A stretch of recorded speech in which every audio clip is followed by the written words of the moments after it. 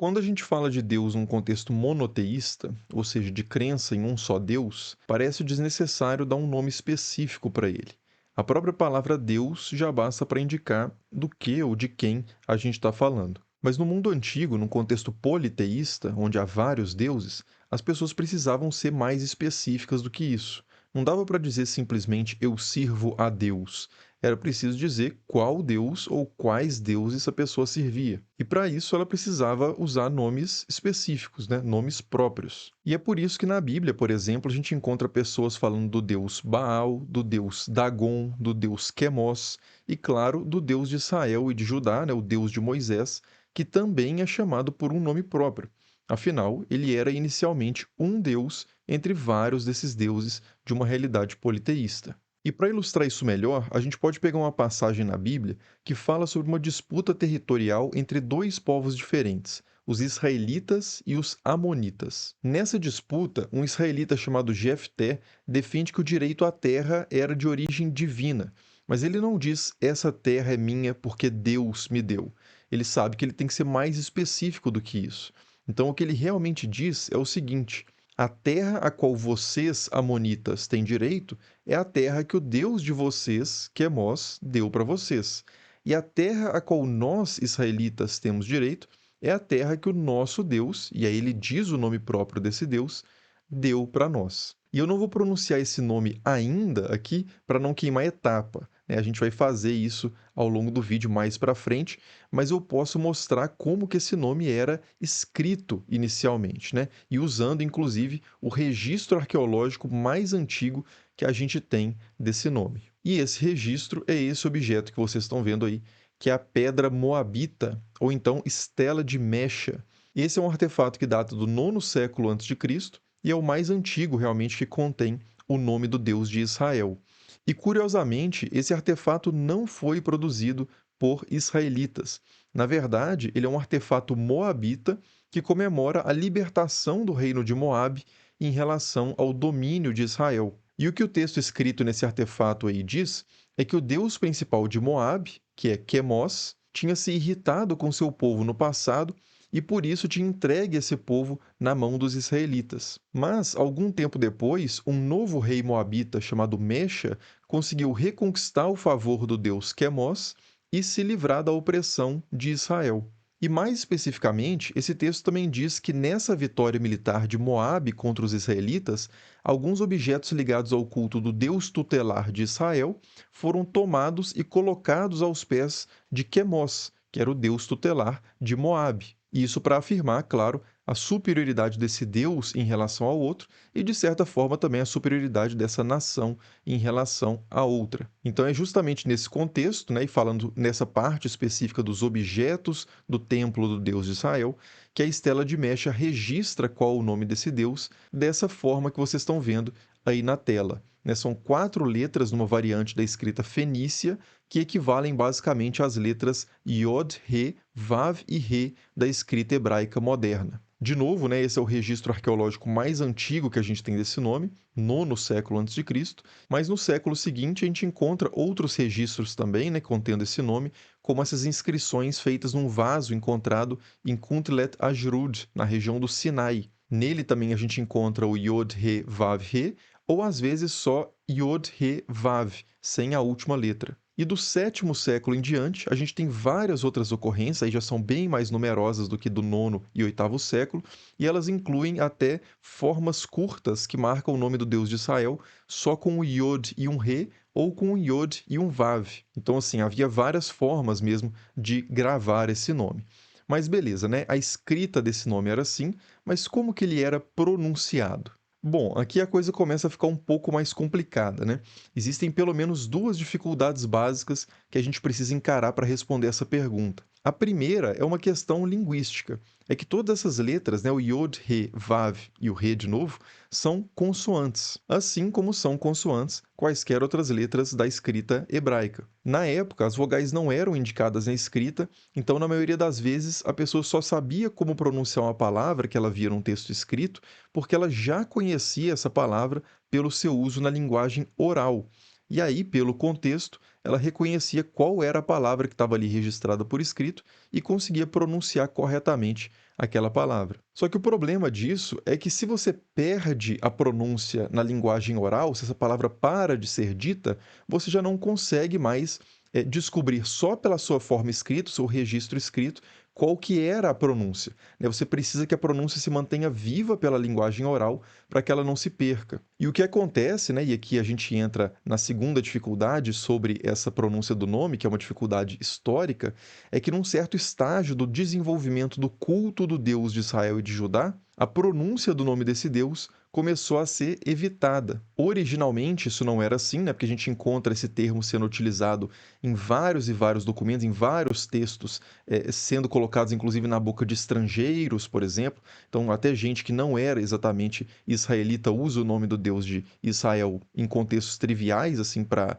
comunicar, para falar de quem que eles estão falando. Mas, realmente, em certo momento da história, começa a surgir esse costume de evitar esse nome. E isso pode ter dois fatores principais, né? Isso não é totalmente claro na história, mas são dois fatores principais geralmente apontados pelos historiadores. O primeiro pode ter sido a adoção de uma interpretação extremamente zelosa do mandamento "não tomarás o nome do teu Deus em vão", que pode ter desencorajado bastante o uso corrente desse nome. E o segundo pode ter sido a consolidação de um entendimento de que os nomes divinos tinham certos poderes mágicos e que, portanto, não deveriam ser conhecidos por qualquer um.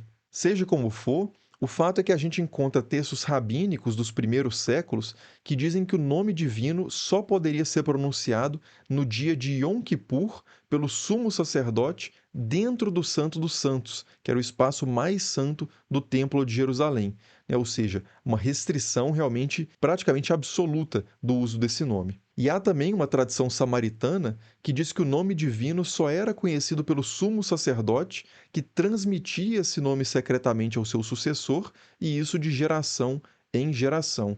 Então, só os sumos sacerdotes samaritanos é que conheceriam o nome de Deus. E até na escrita a gente vê esse processo de restrição do uso do nome divino acontecendo principalmente a partir do terceiro século antes de Cristo. Os judeus que traduziram a Bíblia hebraica para o grego entre o terceiro e o primeiro século antes de Cristo substituíram todas as ocorrências do nome próprio do Deus de Israel e de Judá pelas palavras Kyrios ou Theos, ou seja, Senhor ou Deus, respectivamente. E até hoje, na verdade, essa tendência ainda pode ser vista na maior parte das Bíblias, que costumam substituir o nome próprio pela palavra Senhor ou Deus, usando esse tipo de letra um pouco diferente, né, que é o versalete. Essa opção editorial é até explicada na introdução das Bíblias que fazem isso, mas pouca gente acaba lendo essa parte, né, e percebendo que houve essa substituição. No Novo Testamento também, o nome próprio de Deus não aparece nenhuma vez. É sempre Kyrios ou Theos também, que correspondem às palavras hebraicas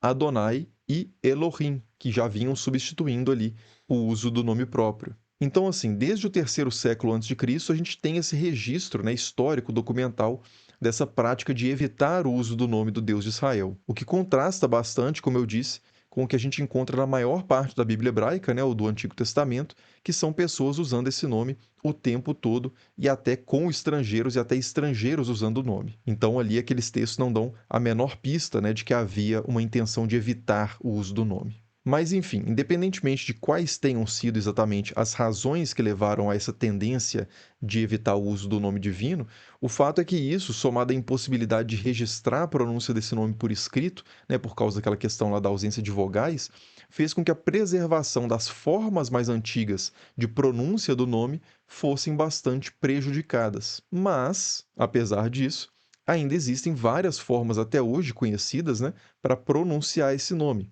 Então, por exemplo, Javé, Yavé, Yahweh, Jeová, Yahô, Yahu. Enfim, são várias pronúncias que circulam hoje. Então, a pergunta que a gente poderia fazer agora é de onde que as pessoas tiraram essas pronúncias, né? E a resposta vem principalmente de dois conjuntos de manuscritos que são manuscritos que preservam ali, mesmo depois desse período de evitar o registro do nome divino, que preservam esse nome em hebraico e em grego. Mas antes de continuar, deixa eu só agradecer rapidinho aqui a Insider, né, que está patrocinando esse vídeo, vem viabilizando aqui as produções do canal já há algum tempo. E a Insider, se você não conhece ainda, é quem produz, por exemplo, essas camisetas Tech, como a que eu estou usando agora, que tem tecnologia anti-odor, né, não precisa passar, são camisetas super práticas e confortáveis. E se você usar o cupom Estranha12 lá no site, né, o link vai estar aí na descrição, você consegue 12% de desconto em qualquer produto da loja. Então depois, se você tiver interesse, dá uma passada lá.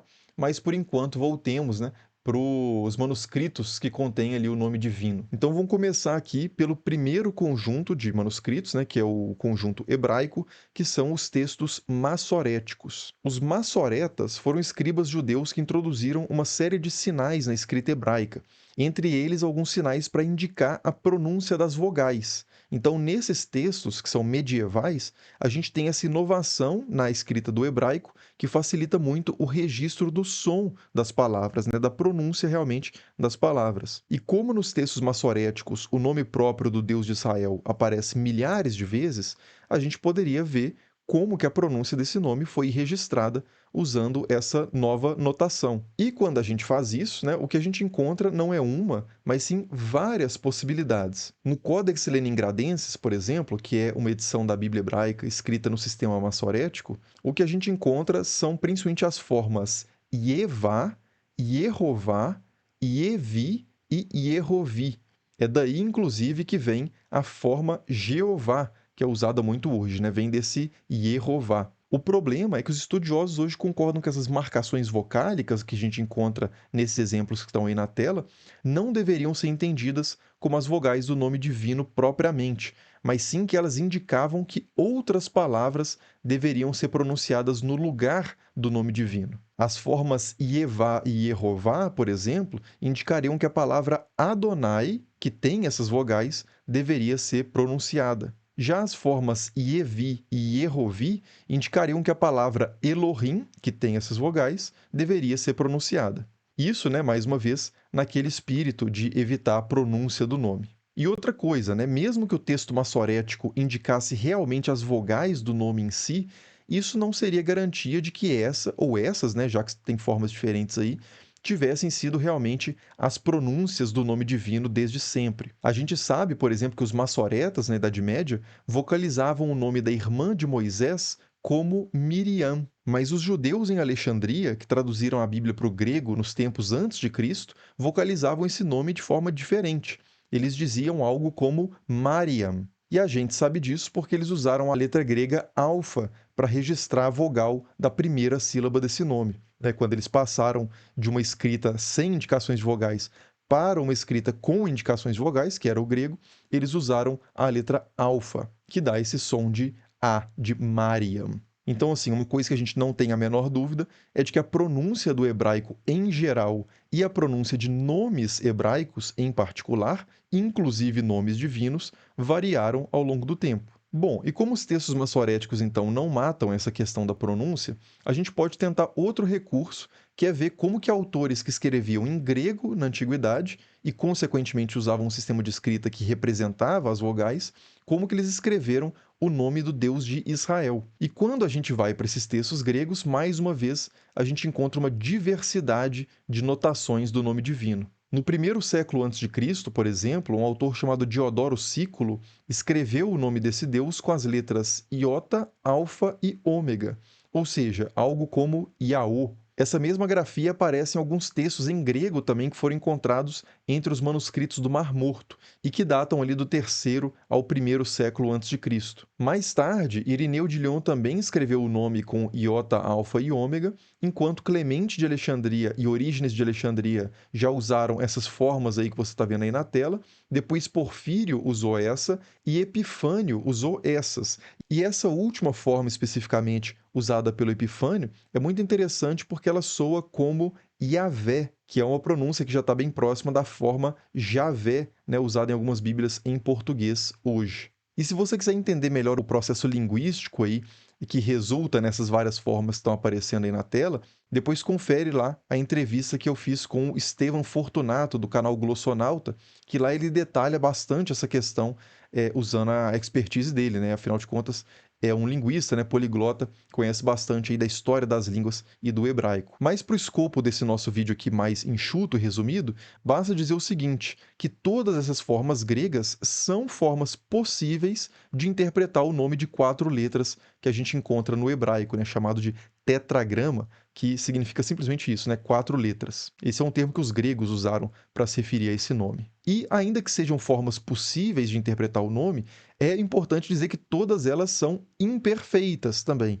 porque há alguns sons da língua hebraica que não podem ser representados por nenhuma letra grega, né? Então não é uma falha aqui de quem está fazendo a passagem de uma forma de escrita para outra. É que realmente não existia o recurso de representar, por exemplo, o som de ro, né, do Yahô, por exemplo. Então o grego escreveria Yaô, porque ele não tem como representar esse som meio de R aí do Yahô, usando a escrita grega. Mas enfim, né, moral da história, o testemunho grego, então, documental, também é insuficiente para matar a questão de como o nome do Deus de Israel era pronunciado na antiguidade. Ele dá pistas importantes, mas também não fecha a questão. E aí, para encerrar, falta só falar sobre o significado desse nome, que também pode dar algumas pistas interessantes sobre a sua pronúncia. E a gente pode começar pelo significado que a maioria das pessoas conhece para esse nome, que é o que aparece no livro do Êxodo. Nesse livro, Moisés se encontra com um Deus sobre uma montanha que promete libertar os israelitas, né, o povo de Moisés, da situação de escravidão que eles viviam no Egito. E diante dessa promessa, Moisés faz uma pergunta perfeitamente adequada ao ambiente politeísta, né, no qual ele vivia, que é a seguinte: quando eu for aos israelitas e disser, o Deus de vosso pai me enviou até vós, e me perguntarem qual é o seu nome, né, o nome do Deus, que direi? E a resposta que ele recebe de Deus é a seguinte: eu sou aquele que é, ou eu sou quem eu sou, ou eu serei quem eu serei. Enfim, há várias alternativas, mas o que importa para nós aqui é a presença do verbo ser.